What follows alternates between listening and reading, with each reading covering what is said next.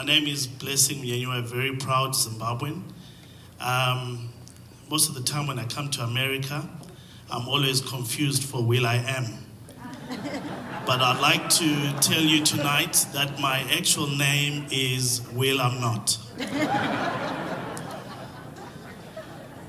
You know, the relationship with Matter is a very amazing one because I've got two special friends here, Jim and Linda Bent, who I worked with and partnered up to make safaris to Southern Africa that make a difference.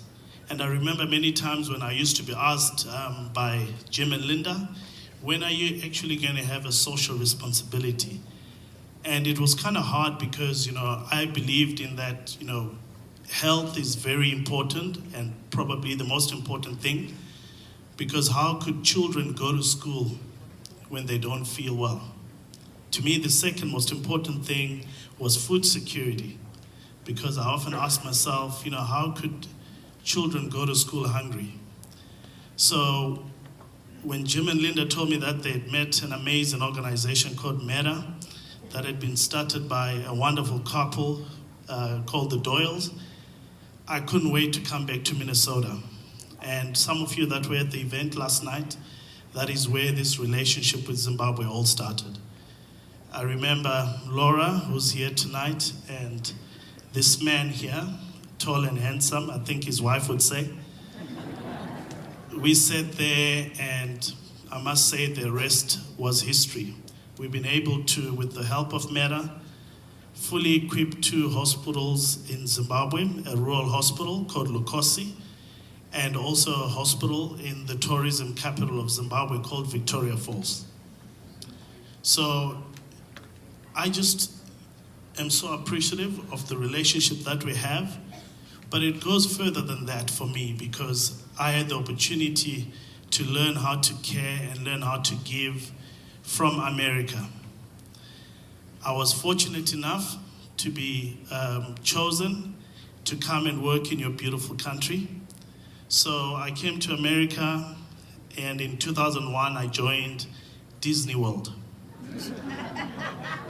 I wasn't Mickey Mouse, by the way. I'm a bit big and a bit too tall, but I had the opportunity to work in Animal Kingdom. So I'm originally a safari guide.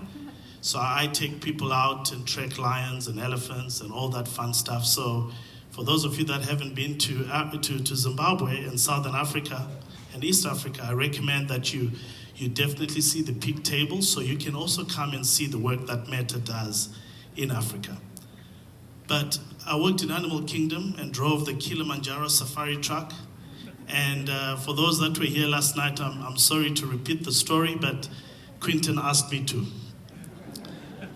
So I arrived, and growing up, my parents always said it's important to be respectful and polite. So I remember there's a good friend of mine called Eric Esden, who comes from Boston. And you know, when you join Disney, you go through what they call traditions. So you go through training for 7 days. It's quite intense and but amazing. And so Eric was going to be my trainer for the next 7 days. The first 2 days were the longest educational training days I've ever had in my life, because he drove me around and said, this is an elephant on the left, this is a giraffe, this is a zebra that's black and white. And it was kind of rude to say, I know. So after a long 2 days, I said, listen, Eric, can I please have a turn? And he looked at me quite strangely, because often people would go into day 5 or day 6 before they're comfortable enough to drive around. And so I took over the wheel, and to my surprise, after 22 minutes, which is the time it takes to come around, he called the boss and said, listen, I need you to jump on this truck. This guy, you need to come listen to him. And even though my name said Blessing, Zimbabwe, Africa, that didn't matter, by the way. So he jumped into the truck and drove around, and by day 4, I was driving guests around, which was amazing. But 6 months later, when I had gained a bit of confidence, I went to him and said, you know, Eric, that was the longest 2 days of my life. And I brought him to my room and I opened a few pictures, showed him some of the things that I did, and I got the biggest punch on the left-hand side. I remember that clearly, but I was proud to say 3 years ago, him and his family came and I was able to take them on safari. So for me, that was appreciative. But why this story is important is so that, you know, when I had the experience to work for Disney, I was still a junior and I was on minimum wage. So I earned, I think, $5.15 an hour.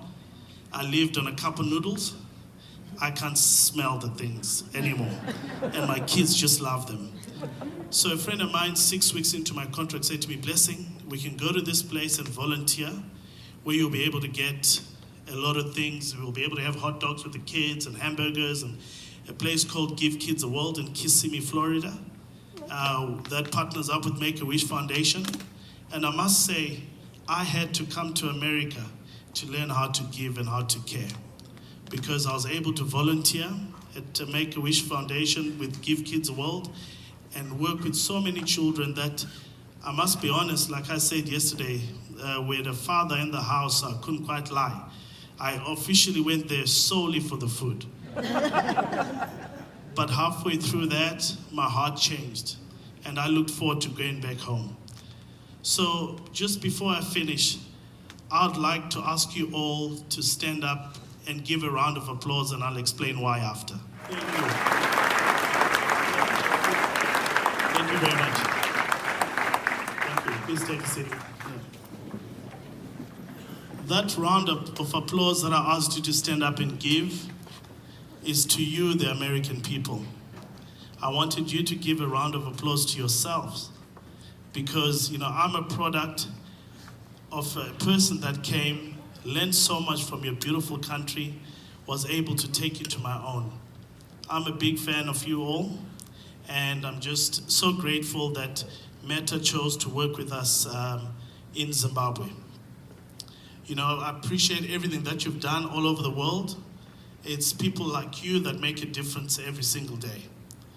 The saying that I live by every day is something that Winston Churchill once said.